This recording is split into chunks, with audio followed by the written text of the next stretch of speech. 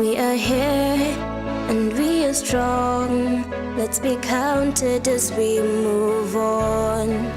Make a difference, change lives as we tell our different stories. We are capable, beautiful. We are born to do great things. We're unstoppable, incredible, 'cause we're differently abled, differently.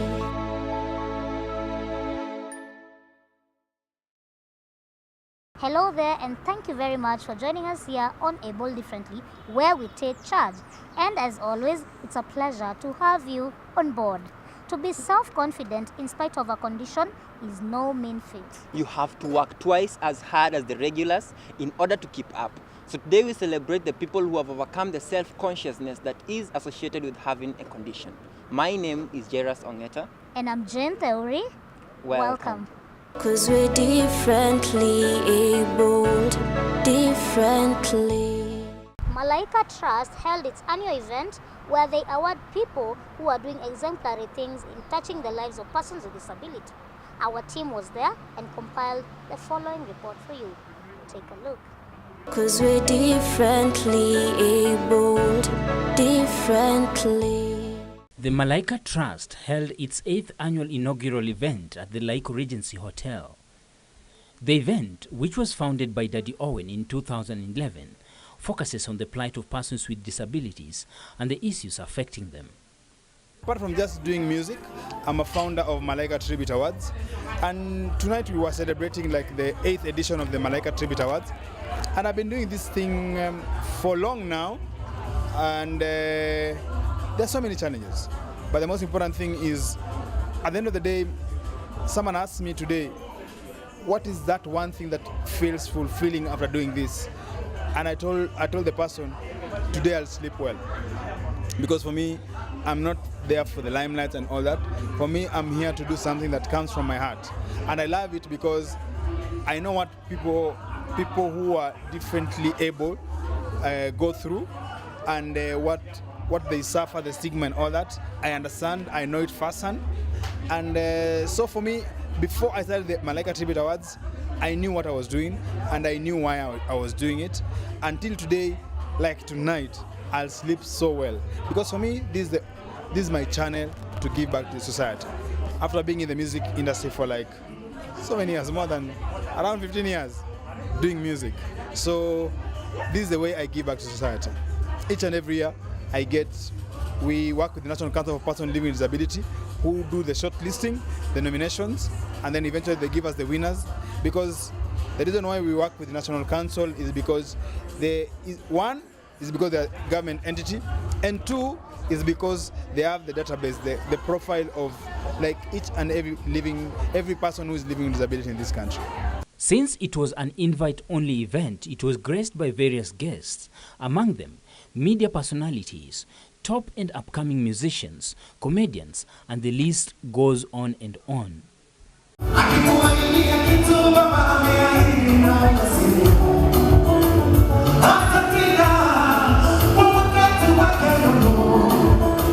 Performances by several artists kept the event alive as True Black Entertainment and DJ Euphoric's music mixes remained top-notch.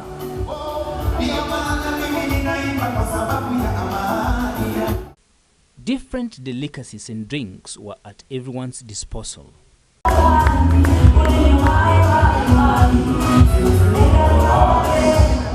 The much anticipated moment came, and the winners were awarded checks of 50,000, certificates and gift hampers each.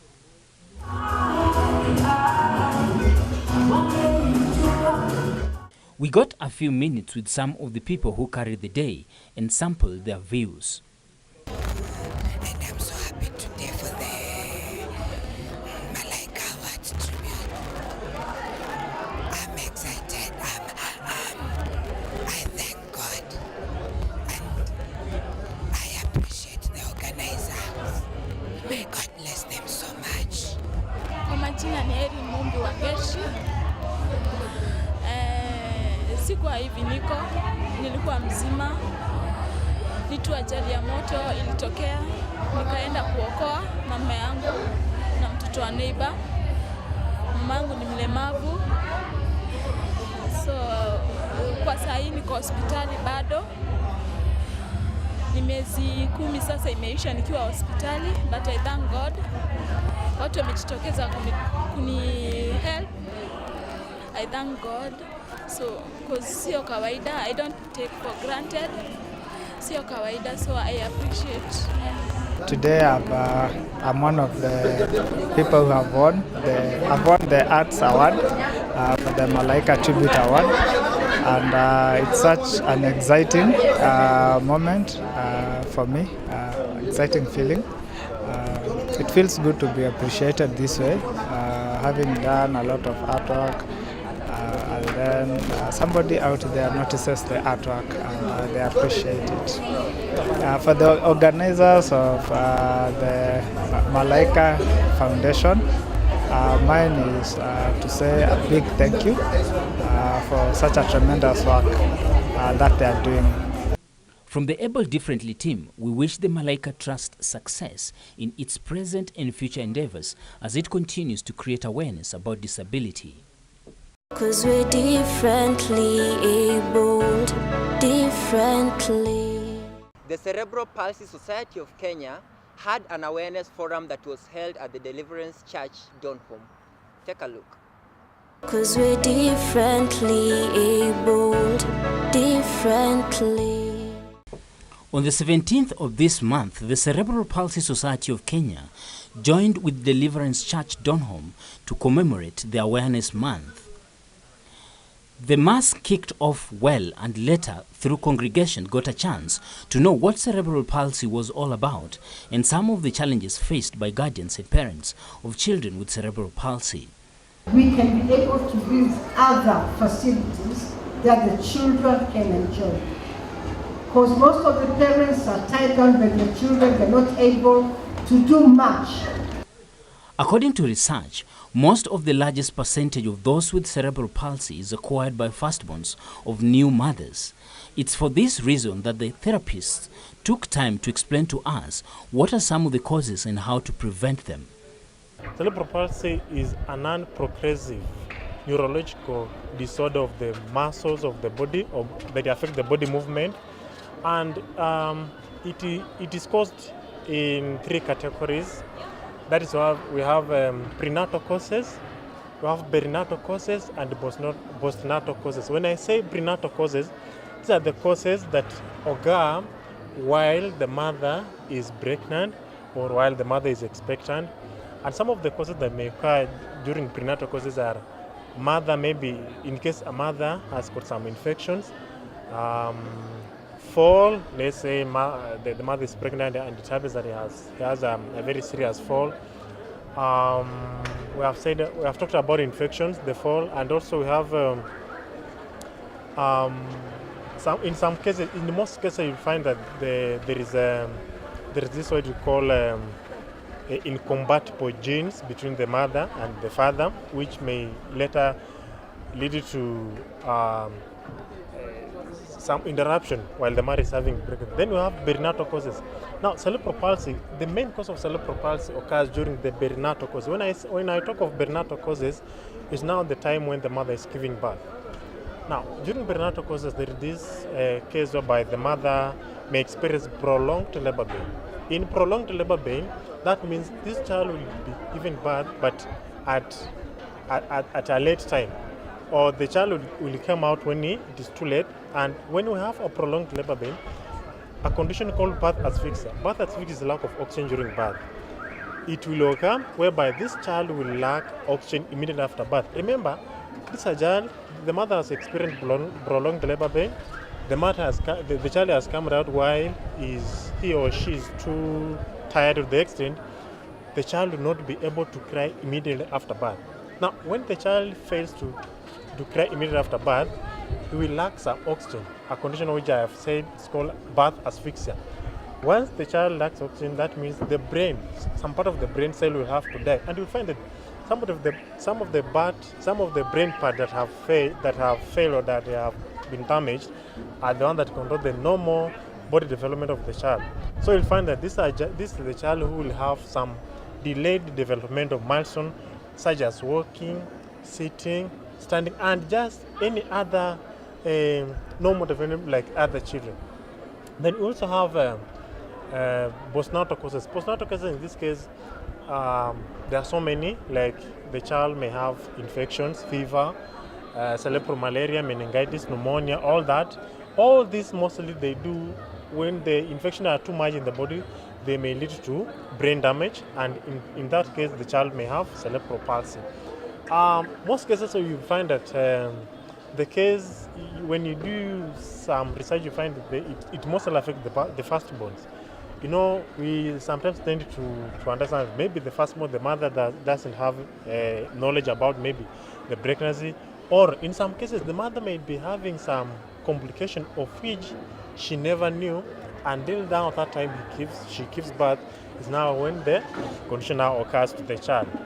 In order to attend to these children well, the society needs a bigger place that can accommodate children for a whole week, so as to relieve the parents for them to get their daily bread. The children, so if we can have a facility where a parent can come drop the child, maybe on a Monday or Sunday evening, we take care of the child up to Friday or Saturday. The parents come, they take the children, and they can spend the weekend with their children. We also want to have skills training, vocational skills training for the young adults.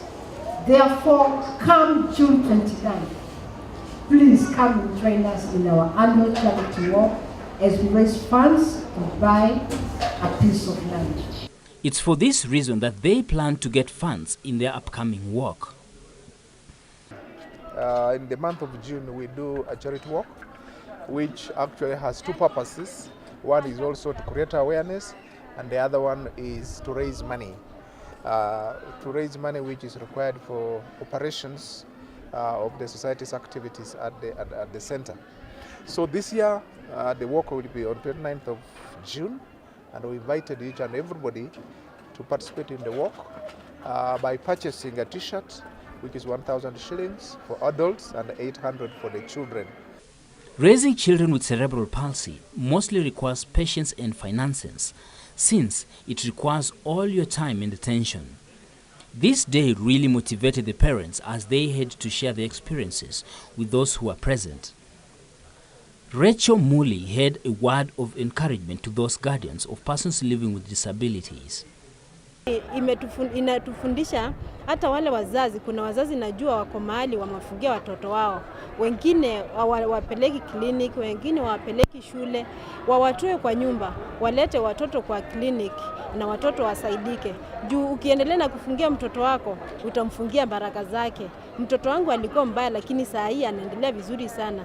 Juu nimekuwa nikimleta kwa maombi, nimemleta kwa clinic na amesaidika sana. Kwa hivyo toeni watoto kwa nyumba, waleteni kanisani, waleteni clinic na wataendelea vizuri.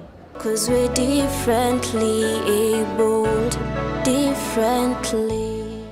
Hope you're loving and enjoying the show. Let's take a short break. We will be right back. 'Cause we're differently abled, differently. 'Cause we're differently abled, differently. Welcome back.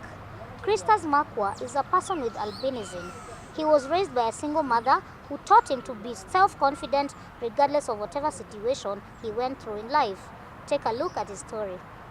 'Cause we're differently abled, differently. Kritis Mokua is a firstborn of two siblings raised by a single mother and born in Kisii County, Manga District. So I'm the firstborn. I have a father and I have a mother, logically. Despite being born with albinism, he started schooling at the age of 10 years in a normal school. Though with challenges, he managed to complete his secondary school.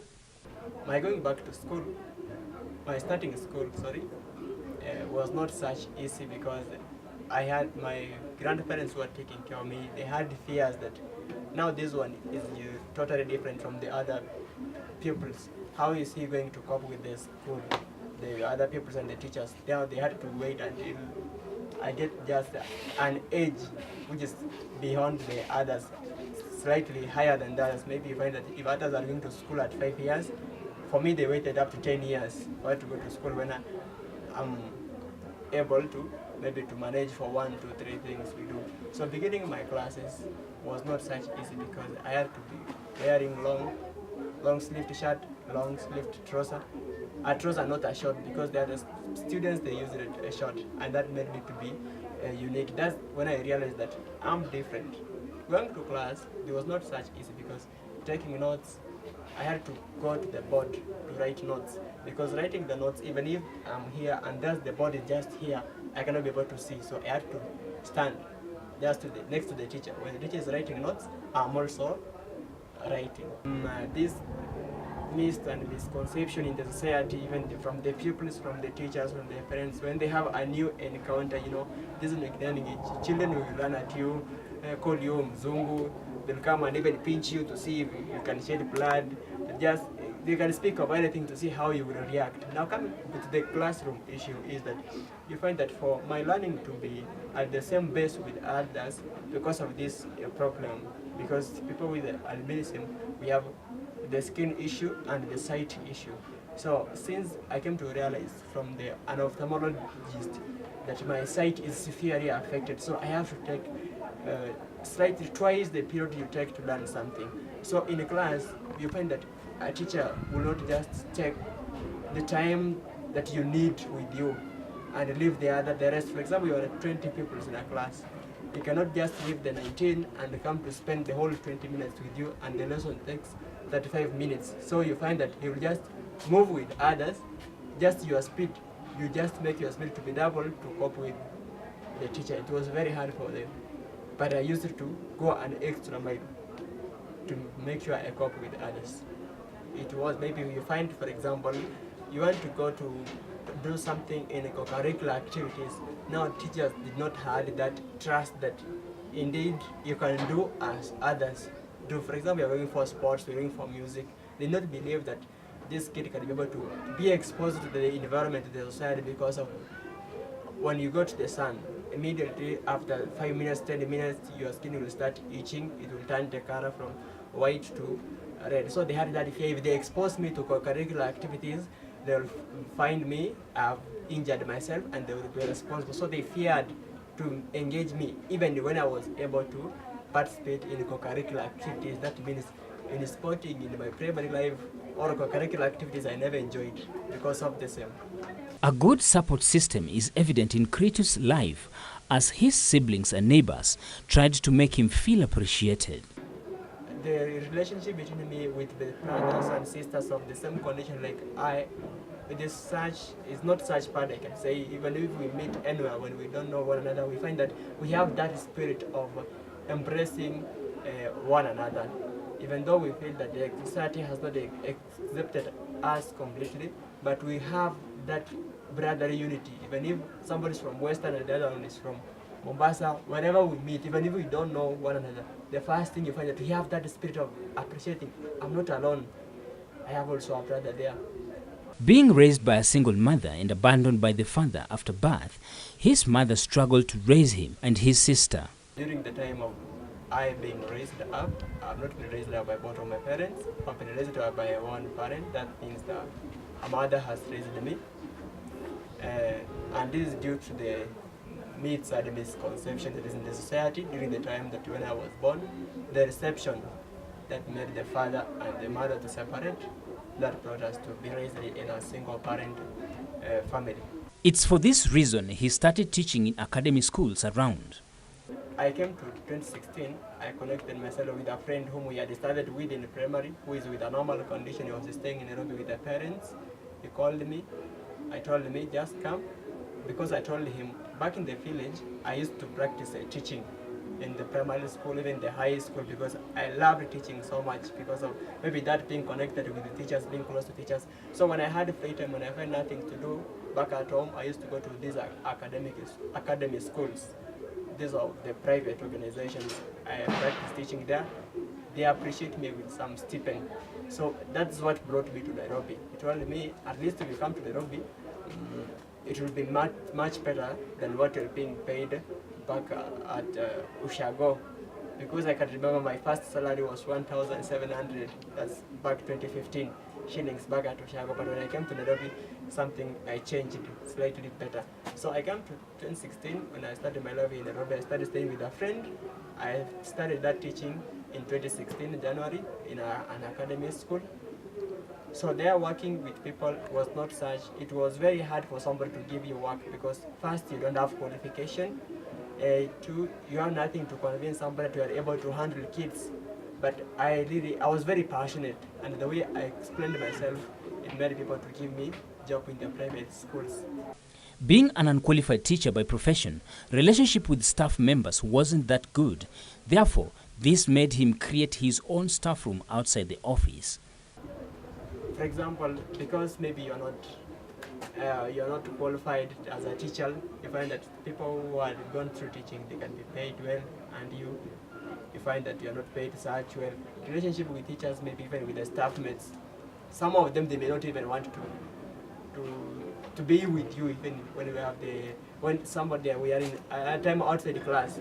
Teachers may not have that courage to even mingle with you. So what I did my second school I found myself in is that I just set my table beside the staff room. I never used to be in the staff room because I realized if I'm there, destroying the spirit of everybody. So I just made my own staff room just outside the staff room, the veranda. So I had my own staff room there, and anybody who needed my services was to come there to avoid that misconception from the staff mates.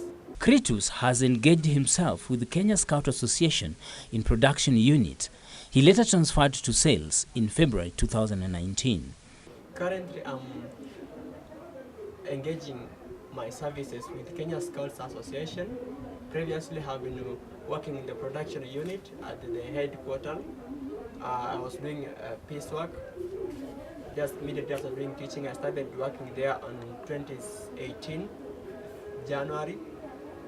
And this year on February, due to the pressure that they had in their main shop in town, they transferred me to town to help in doing the sales and the scout uniform. Being a Christian and rendering services to others is one thing that made him keep moving. The one thing that keeps me going despite all these challenges, the main thing is that I'm a Christian. This issue of being a Christian, even when the society is against you, I realize that God loves me, the way He created me with all my uniqueness. He still created me with some potentials that others do not have. Any services by day I've been rendering, even starting from my schooling. There are some teachers who used to tell me or to challenge the other students that, you know, this one has a disability and yet he can use extra time to learn, and then he becomes to be at the top most. How can this one defeat you, and yet with you you have everything? So even my service that I deliver, people who have not worked with me, by the first encounter they maybe feel that I cannot deliver services as they deliver. But on working, when I engage myself in the field, I came to realize that I can render services even with the normal people who would not have challenges. They cannot render. I render beyond their ability. So that one makes me feel that anything that is untried is the one which is difficult. But once it is tried and you give your best, it is ever working. That keeps me moving. Primarily, I said, I am a Christian. When I realize the love of God that He has in me, it keeps me moving and it keeps me to engage in the various activities so long as I serve the community to the best of my knowledge. Despite how inferior society looks at you or how unqualified you are, people won't realize your potential. Showing potential is what Kritus urges those who are able differently to do. What I can tell my brothers and sisters outside there who are living with this disability of whichever kind or whichever condition is that despite how inferior the society will look at you, despite how unqualified that you might be, is that people will not realize your potential unless you do what? You exploit it. Because people never knew that I can serve the community in teaching even when I have not gone to the college until I came out and I defended myself. And for the first time, people trusted me. So people will never trust you unless you show them what you have. that's when they'll be able to understand that indeed they can be able to render even better services than the way they expected.